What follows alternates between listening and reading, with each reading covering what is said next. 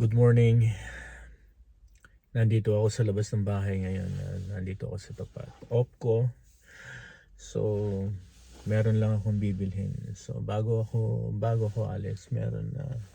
Kwentuhan muna tayo. Ito, ah, sa mga nagpaplano dito sa Canada na pumunta, ang ikukwento ko ay ito ay kasama sa mga masasabi nating pamumuhay dito, kung tawag dito, kasama sa mga bayarin mo to kung talagang gusto mo na mag-settle dito.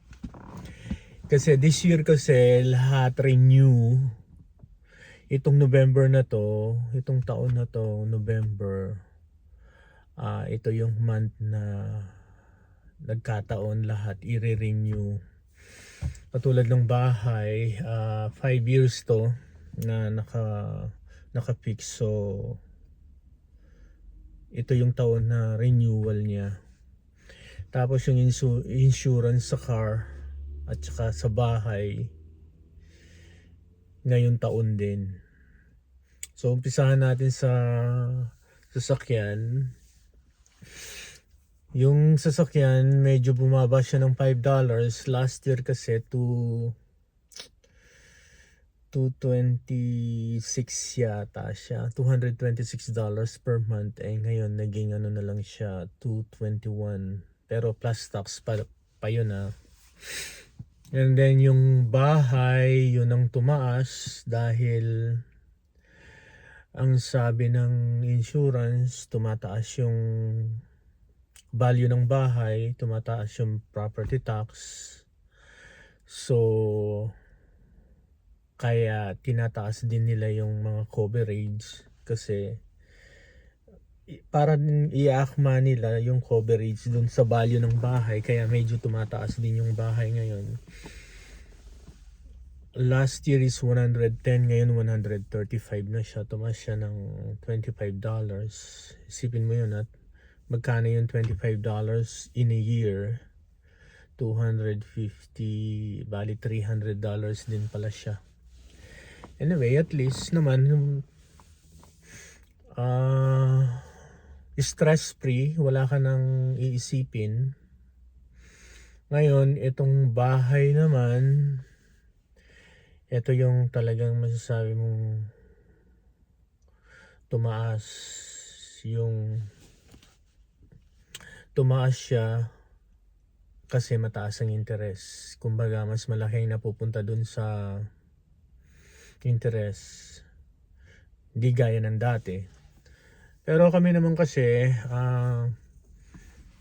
as long na binababa namin yung amortization niya hanggat kaya namin. Kumbaga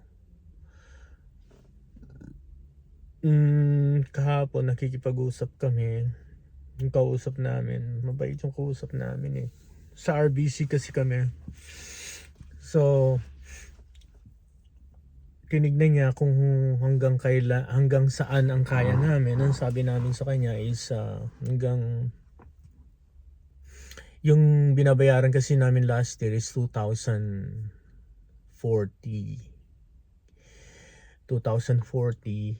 bi-weekly. So sabi namin yung ngayon binabaan niya yung amortization, umabot siya ng 2,178 bi-weekly. So sabi namin yan, pwede na kami dyan. Ngayon bali 4,3 something monthly siya. Ngayon ang advice nila sa amin, wag mong dagdagan yung yung inuhulog mo monthly. Ang gawin mo na lang, magbayad ka ng extra sa principal. Kumbaga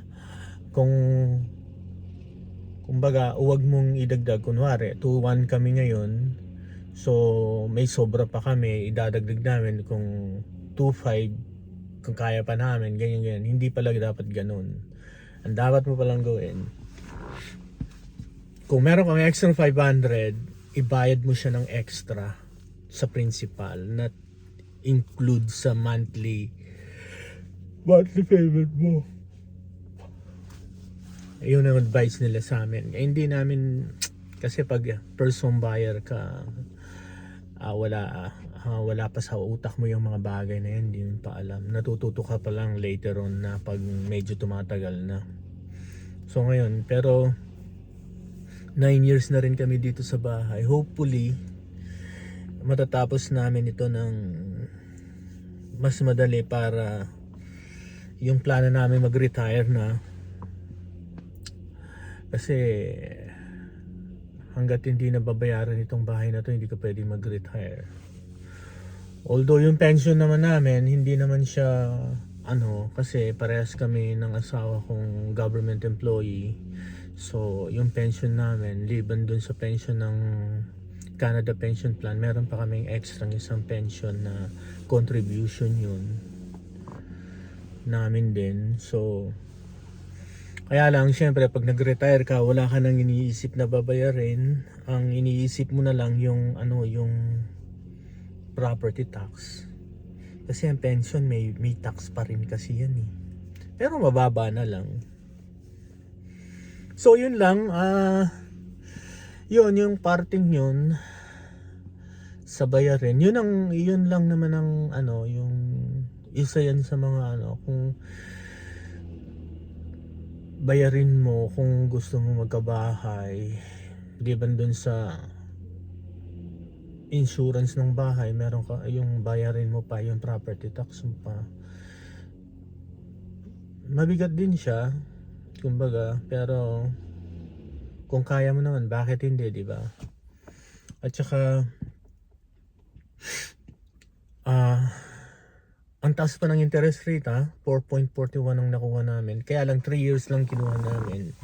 In-advise kami na ang advice nila sa amin variable talaga eh. Kaya lang yung variable is 5.2. Parang ang hirap niyang kagatin, 5.2%. So sabi ko baka kunin na lang natin yung 3 years, 4.41. Total madali na, mabilis naman yung 3 years. Masyado ko lang kumbaga, sabi ko sa asawa ko, parang mataas, masyado ako nag-focus dun sa interest. Sabi ng mga kasama ko sa trabaho, Franklin, kasama lahat yan sa kasama yan sa buhay. Kung i-stressin mo ang sarili mo, kung kaya mo naman siyang bayaran mo na, and then wag ka na lang magpaka-stress. Tama nga naman, bakit ka magpapaka-stress? Kung kaya naman, wala namang magagawa, hindi mo naman siya pwedeng hindi bayaran, sabing ganun.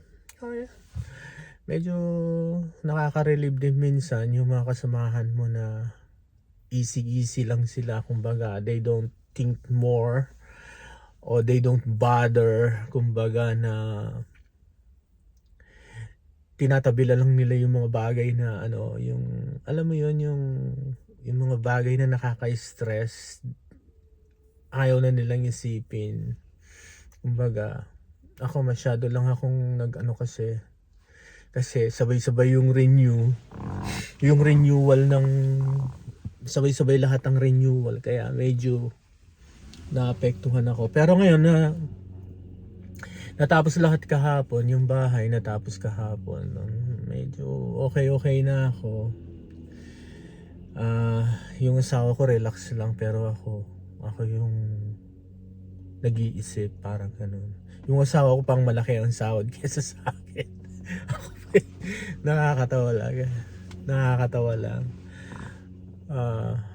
Mas malaki kinikita niya, hindi siya nag-iisip. Ako yung tipong mababa ang kita ko, parang iniisip ko lahat.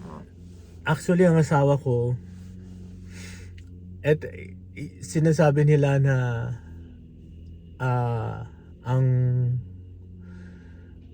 mahirap daw pagsamahin yung Kapampangan at saka yung Ilocana dahil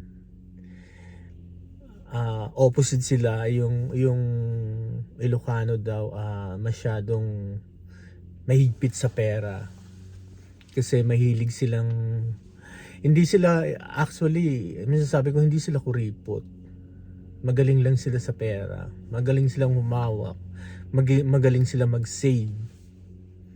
Dahil dun sa pagsisave nila, nagiging, iniisip nila nagiging ano sila, kuripot. No, ang Kapampangan naman showy. Showy siya, may kayabangan, paratot, sabi. Kahit mangutang lang makapaghanda, kahit manghiram lang ng damit makaporma lang. Yun yung trademark ng Kapampangan. Pero kaming dalawa, opposite kami. Napunta sa akin yung mahigpit sa pera, hindi pala gastos, hindi pala ano, hindi siya, kumbaga, hindi ako yung tipong laging namimili.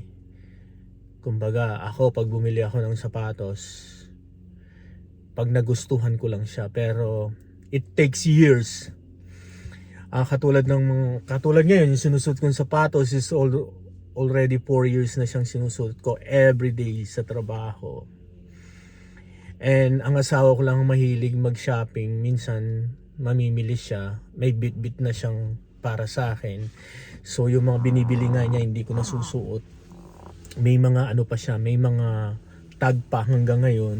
Kaya minsan magugulat na lang ako, may pasalubong siya. Namili na pala siya.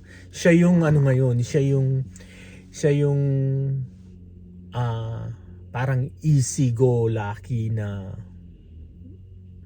bibili niya yung gusto niya. She deserve it, you know. Kita niya yun. Pinaghirapan niya yun. And ini-enjoy na niya yung buhay, syempre. Kailangan mong i-enjoy yung buhay mo. Yung kinikita mo. Sinong gagastos nung kung hindi ikaw, di ba? Ganun kami. Kaya opposite kami. Ako yung naging mahigpit sa pera. Kumbaga, siya naman yung ano. Kaya walang katotohanan yun. Anyway, napunta tayo doon. Yun lang. I-share ko lang sa inyo yung mga gustong mamuhay.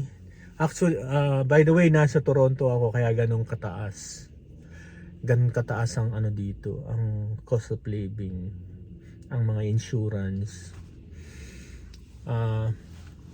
Yun ay para sa mga gustong pumunta dito na manirahan and mag-settle. Isa yun sa mga bayarin ninyo. Kapag nagkabahay kayo, wala pa yung doon, wala pa yung utilities doon, wala pa yung kuryente, wala pa yung basurahan, wala pa yung gas, boiler ng bahay, wala pa yun. Marami pa kayong mga karagdagang babayarin. Pero ang kagandahan naman dito sa utilities, hindi naman siya ganun ka ano. Compare mo naman dun sa, kasi ang sa mga condo, meron lang silang certain na kasama sa maintenance, pero not all. Pero meron namang lahat, pero umaabot na sa 1,000 yung maintenance. Baka 800, 900, 1,000, mga ganun ang maintenance nun kung kasama na lahat. Yung gas, yung kuryente, yung I don't think, yung kaibigan ko si 800, yung 800 plus yung maintenance niya, kasama cable, kasama ang heater, gas, at saka yung hindi lang kasama yung kuryente kasi kasama pala ang kuryente, ikaw lang ang bibili ng aircon mo. Wala lang siyang aircon, ikaw ang bibili. Anyway, yun lang. Yung sa kuryente naman namin, pag summer mataas ang kuryente kasi gumagamit ka ng aircon, pero pag winter naman mataas ang gas kasi gumagamit ka ng heater. So nag-alternate sila. Ang kuryente namin is 170 to 200 monthly kapag summer.